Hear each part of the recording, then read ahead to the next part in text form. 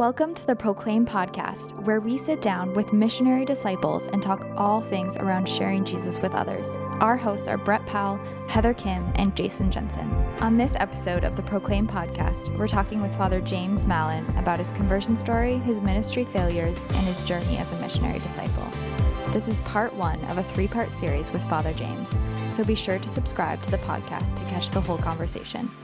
One of the things that you always talk about, Father James, very consistently, and everything I've seen you present is, you're learning more from your mistakes than anything else, and it's a real sign of humility. But today we're here. We're glad that you're with us, and I think what we'll do, Father James, we're going to jump in because a lot of you would know you as an author and somebody that's getting more and more influence in the church, and we all celebrate that.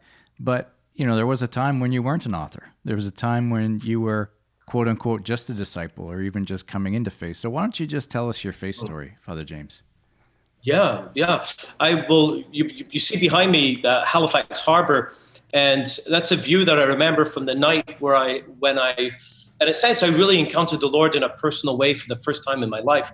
I was raised Catholic in Scotland, the type of family that I missed Sunday Mass twice in my life. That's the kind of family I was raised in. But yet, God was always distant. What wasn't personal. And in high school, I began to get involved in some extracurricular activities that got me into trouble with the police. And I was forced to go on a stupid religious weekend. And I went on it kind of reluctantly. Inside, I kind of knew I needed something. And on that weekend, I encountered the unconditional love of God in a way that just totally transformed my life. And it was like I had lived my whole life in a confined space. And that night I broke through the wall. And on the other side was this infinite space of peace. It was truly an experience of the unconditional love of the Father, a sense of the power of the Holy Spirit, and a real deep entry into a deep relationship with the Lord. And I remember that night looking out. It was in the mother house of Mount St. Vincent University, in the highest room, and looking out and seeing Halifax Harbor. And I think that experience, it was the beginning of a new walk in my life, that I'm still on, basically 32 years later. And, it's still unfolding.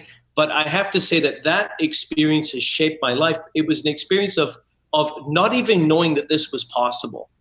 And I was a churchgoer. I believed in God. I believed in Jesus. I knew my catechism. I went to Mass. I believed. I said my prayers before I went to bed. But this was something of a different category. I didn't know it was possible. And as time went on, I began to, when I first went back to my parish, very excited to share with people what I experienced, I realized that they thought I was a bit weird, which fair enough. But what I really began to realize is that there's a lot of people in parishes who were just like me. They're going to church, they're sincere, good people, but there's that essence, that core dynamic of the Christian faith, that mystery of Christ in us through the power of the Spirit and coming into relationship with the Father, that a lot of people were just like me. They don't know it's possible. And that's a passion that is driven, I think, my whole life in ministry, and especially my ministry as a priest, because, just seeing that many parishes are filled with people who just haven't yet discovered that real life-changing relationship. Yeah, absolutely. That's amazing. I mean, it has to animate everything, right? Like everything you endeavor to do, everything you endeavor to write, every initiative, it really comes down to that. Well, you know it to be true. There are two kinds of motives in everything we do. One is what we want from people, and one is what we want for people. And if any motive that is grounded in love, it's always going to be what we want for. And that's been it. I mean, that's the ground of evangelization, is how can we not want this for people? How can we not want that people discover the fullness of God's love revealed in the person of Jesus Christ and lived out, that Christianity is not just about God with us sometimes, but even God in us. Once you experience that, how can you not want that for others? Yeah. And so that's, I think, what ought to ground all evangelization. And it makes me think sometimes, if there's very little desire, I mean, not doing evangelization is in itself, that doesn't necessarily say something, because people sometimes don't do evangelization because they don't know how. But if if there's an absence of the desire, then that's a deeper problem. That makes me, I mean, I can't look into people's hearts, but it makes me wonder, have you ever discovered it? Because if you have discovered it, whether you struggle with it or not, or how to do it, if the desire will be there. Yeah. Yeah, you may feel ill-equipped or unprepared, but your heart is just longing for people to have that encounter. That's a missionary disciple's heart. That's it. Yeah. That's it. How can you know? Here's the thing, is it really interesting. You know, that night I was a dumb kind of 16-year-old kid, but I knew two things. I knew I wanted more. And I knew I wanted my friends to experience this. So right away, like within 10 minutes of experience, I was a disciple because I now hungered and thirsted for more. I wanted to know about this Jesus and about this God, and I wanted others to know about it and experience it. I became a missionary disciple. You know, sometimes there's this idea in the church, we make people a disciple, and then, you know, after 7 years of heavy investment, some of them might become eventually missionary disciples. That's hogwash. The best missionary disciples are people who met the Lord 10 minutes ago. Yeah. Yeah, they say more people will convert somebody within the first year of their encounter than after that. So, and I think that's partly to do with the organizational things that are in place within the church that we don't foster that. But the other thing is true is, you know, sometimes I can't help tell people how amazing Costco is. You know, it's cheap, they stock good products, they have great buying teams, but it can be a challenge sharing Jesus, you know, unless we are reminded about how amazing he is. And I think it's those encounters, like when you have a taste for Jesus, actually being able to stay there, and we all yearn to share him with others. And then when we don't get the tools, that's when I kind of think it starts to fall apart. Oh, maybe this is not part of the life. And the part of your story that resonated with me is I have a similar one where I came back and I found faith in an evangelical sort of environment. And so I wasn't actually sure if this is what Catholics do. Right. Because no one was or kind of Catholics doing it. experience. Yeah. Yeah. So, and when I read Sherry Waddell, and she said, anecdotally, there's this 5% of a parish or a Catholic faith community that's evangelized and sacramentalized. That's, you know, and she talks about, because of that, 95% of the culture in most parishes is non-evangelized. This is what she's saying in her book. I was like, that's what I've been experiencing. Yeah. This is truly Catholic. So maybe you can comment on that. I think, I think one of the problems too is that if you think about the call to be a missionary disciple, disciple is related to the call to holiness. Missionary, well, that's related to the call to be on mission. And in baptism, it's the universal call to holiness and mission. And when we become a missionary disciple, usually what happens is that our growth in discipleship moves more quickly than our growth as a missionary. And what happens if you're to be a missionary is a lot to do about sensitivity, being able to make the gospel relevant to people who don't believe in the Lord and don't go to church. And what happens if your investment in growth as a missionary doesn't keep pace with your growth as a disciple? Three things happen. You become weird, judgmental, and irrelevant. I've seen it all the time. I've seen it in people who 3 years ago didn't go to church and didn't believe and have a conversion, come into church, join the church, receive the sacraments, and then become so uber Catholic that they become absolutely irrelevant to the people who don't go to church, and become very almost judgmental as well, and just plain out weird. And so that's part of the missionary call. And that's what I love about Alpha. I know we're going to speak a little bit about Alpha, is that it flourishes within this missionary sensitivity that what are three things we try not to do? Be weird, irrelevant, and judgmental. Yeah. Because for many people, that's simply how they perceive the church, because we've made the Christian life often in the best of our parishes. And I say this because there are many parishes where the average person neither pursues holiness nor mission. There's not a lot of either going on, but many of our best parishes really invest in holiness, in discipleship, but really fall short when it comes to mission. And we confuse the call to form disciples with the call to make disciples. We have to do both. It's like raising kids. I don't care if you've got a plan, what your plans are to raise your children. At some point, you got to go make babies. And you can't make babies. You can't make babies without a plan to raise your kids. Yeah. But some churches, it's like, well, let's just form the disciples, and then maybe eventually we'll get around to evangelization. Yeah, so true. Father James, one of the things I appreciate about your prophetic voice, it's just how you say things. But I think what you're doing is you're saying publicly what a lot of people, intentional disciples, missionary disciples, are kind of whispering privately. Like, you're really saying these things. And even just what you said, weird, irrelevant, and judgmental. I mean, that we could unpack that for so long, but it's so true. And the worst thing we can be in terms of trying to be evangelistic and reach a world is to be irrelevant. Like, we don't need to be irrelevant right now. Well, see, relevance doesn't mean changing the content of the essence of the faith. It's about the wrapping. It's about the necessary cultural translation. Jesus is the perfect model of this. Philippians 2:6-11. Though being in the form of God, it's present continuous. It's a present participle the whole time. Being in the form of God, he did not deem equality with God something to be grasped at. Rather, he emptied himself. The incarnation is our model. Jesus takes on flesh. He pitches his tent among those to whom he is sent, but he doesn't give up his essence. And that's the essence of Christian mission. That's the missionary disposition, to incarnate the gospel in a way that doesn't compromise the truth of the gospel. But let me also say this: just as it's dangerous for holiness to be disconnected from mission, it's also very dangerous for mission to be disconnected from holiness. Because when you have mission without holiness, you have ideology, or you have an ego trip, or you just have an NGO. And we've seen that so often in many amazing Catholic organizations that started out with a very balanced perspective, have basically severed. They've become so focused on mission, they've allowed the holiness to fall to the side.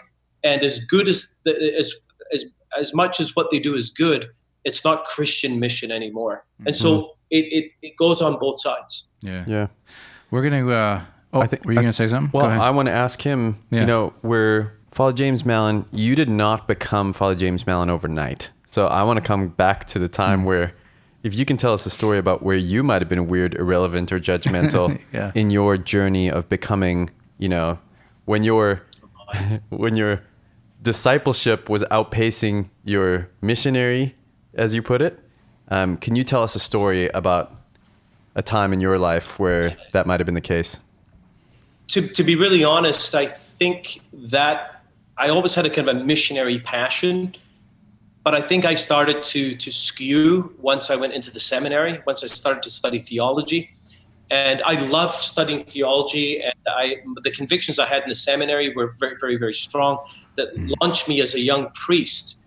And although as a young priest, when I got my first parish, I did implement Alpha right away, I would have to say that my driving conviction about parish renewal was simply this, that we have to be holy and orthodox, that holiness and orthodoxy will carry the day. Now, I still believe that the church essentially is called to holiness, and we're called to orthodoxy. I mean, I wouldn't want a church without those things, but I believe that those things alone were going to be enough.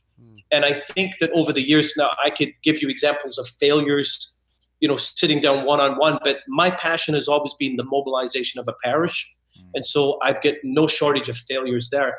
And one thing is, the whole orthodoxy thing in terms of pounding people with the truth. I have found out that some people do respond to that, but it's a fairly small percentage of people. Here's the thing: in our postmodern culture, people are suspicious of comprehensive truth claims, and yet people thirst for religious experience. And in the church, we traditionally are suspicious of religious experience, and we lead with comprehensive truth claims. And so I would pound that, and I think that over time, I saw that some people would respond, but the vast majority of people who even came to church would just simply come to Mass and leave, and come to Mass the following week and leave. And it didn't seem to touch them at all.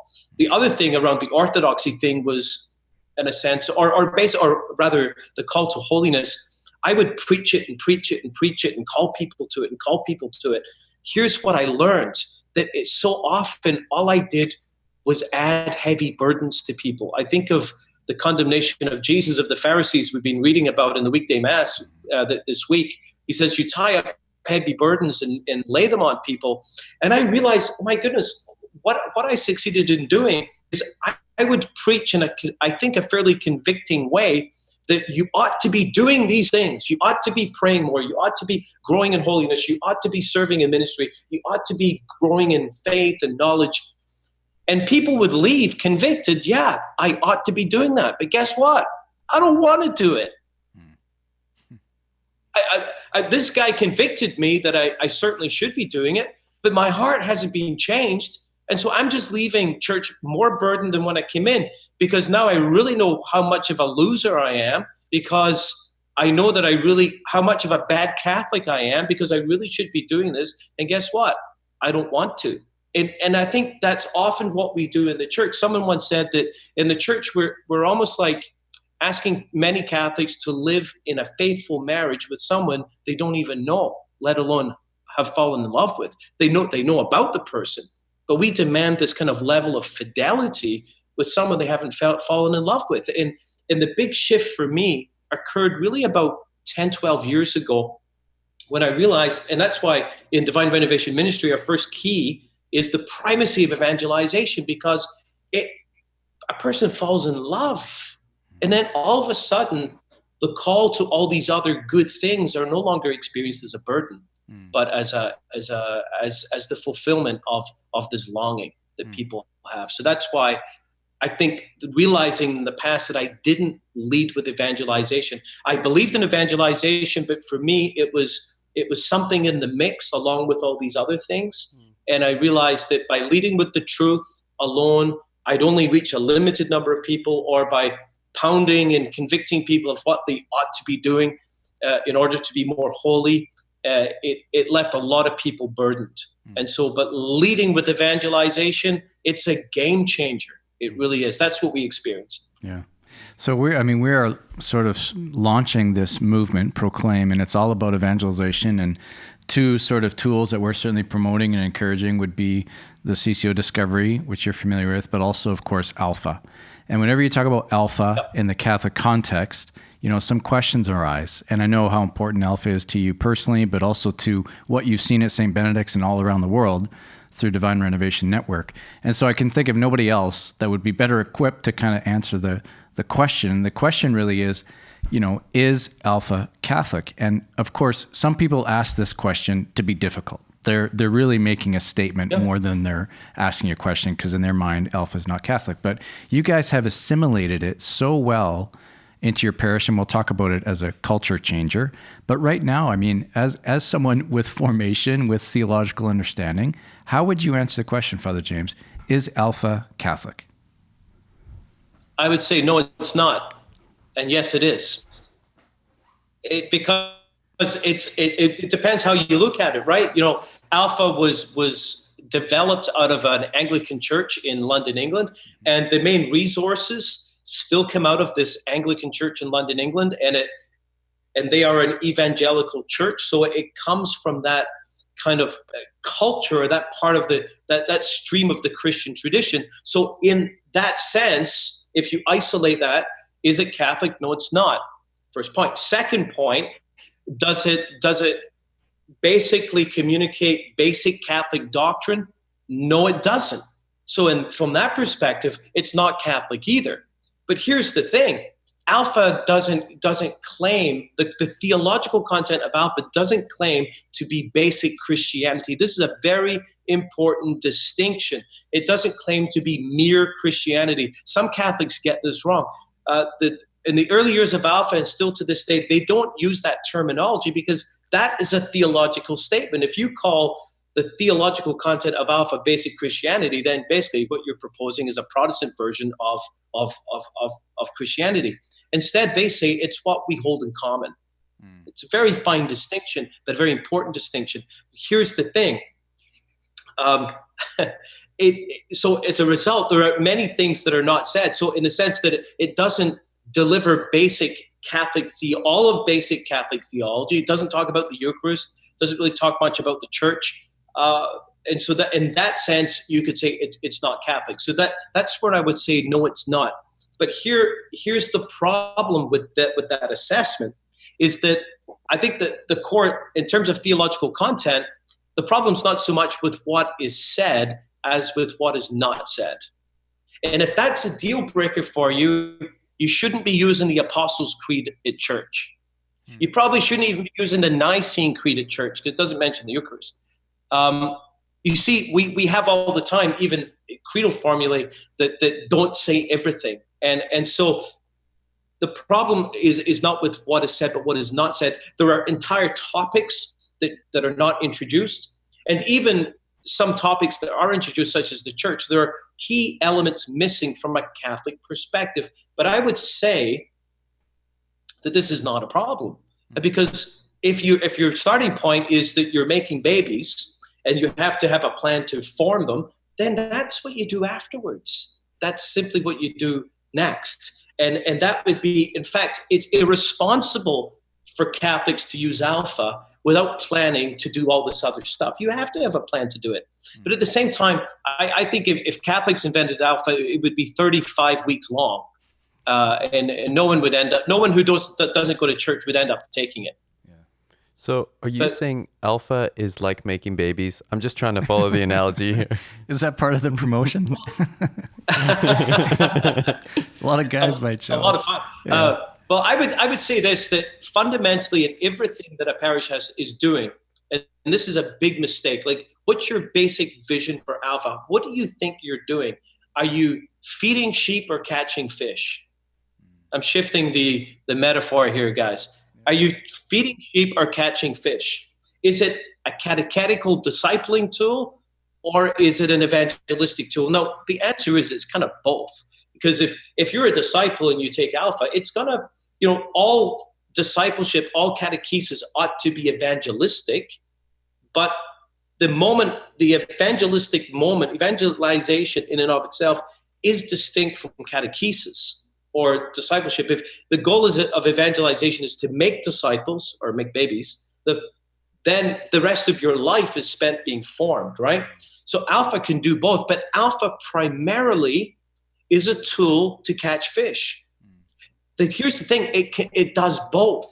It can evangelize people in your pews and people outside the pews, and it can also help people go more deeply into their discipleship. But it is primarily a tool to reach those on the outside. Here's the big mistake that many Catholics make. They never get beyond the walls. Their starting point is that, and some critics of Alpha have literally said this: the catechetical tool Alpha is not a good catechetical tool. I totally agree.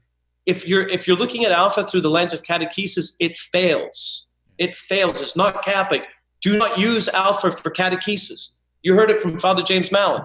Don't use it for catechesis. It's terrible. But for evangelization, it's phenomenal.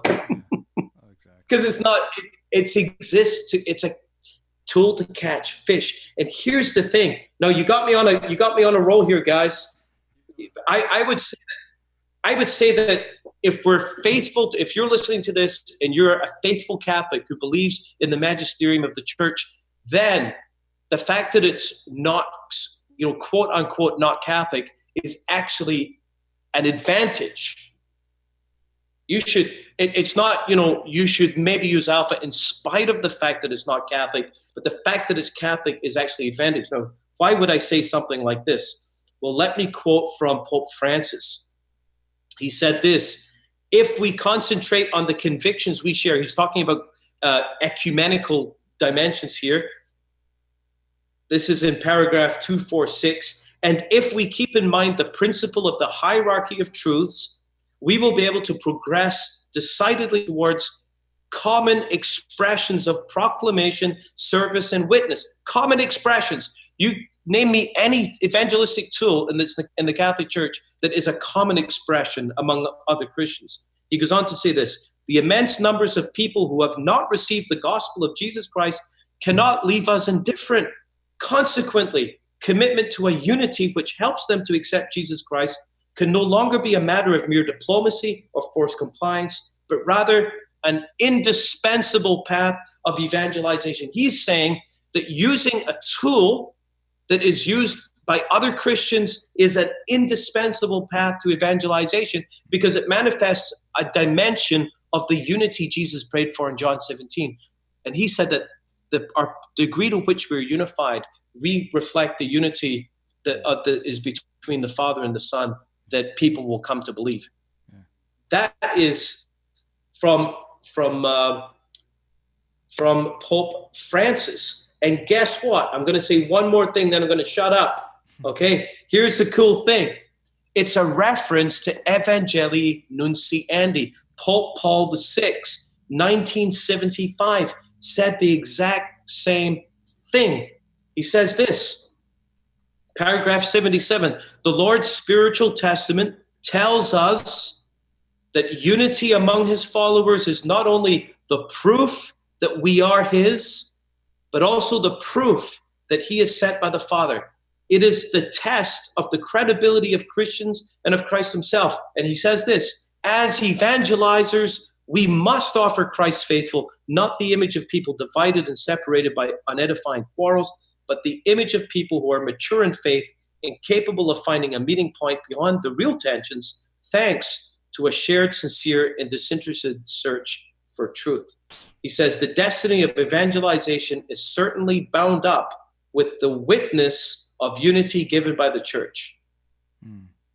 So I would say the fact that Alpha comes from a non-Catholic source, according to the magisterium of the Catholic Church, is not necessarily a problem to be tolerated, but of great advantage. And I've experienced this in inviting unchurched people. You know, I say, oh, we've got this, you know, you ask great questions. We've got this thing at our church I think you would love. People are like, well, man, you know, I'm not sure. So, but it's actually used by, it's not just used by Catholics, it's used by many Christians. Oh, really? And people are all of a sudden interested. That the witness of unity opens people up. And the point of bringing people to Alpha is that basic proclamation. You know, people are going to hear that and respond. Anyway, there's so much more I could say, but I'll be quiet now because we're just talking about the theological content, not even the methodology, which is a whole other question. This is the end of part 1 of our conversation with Father James. Be sure to subscribe to the Proclaim podcast to catch part 2 and 3.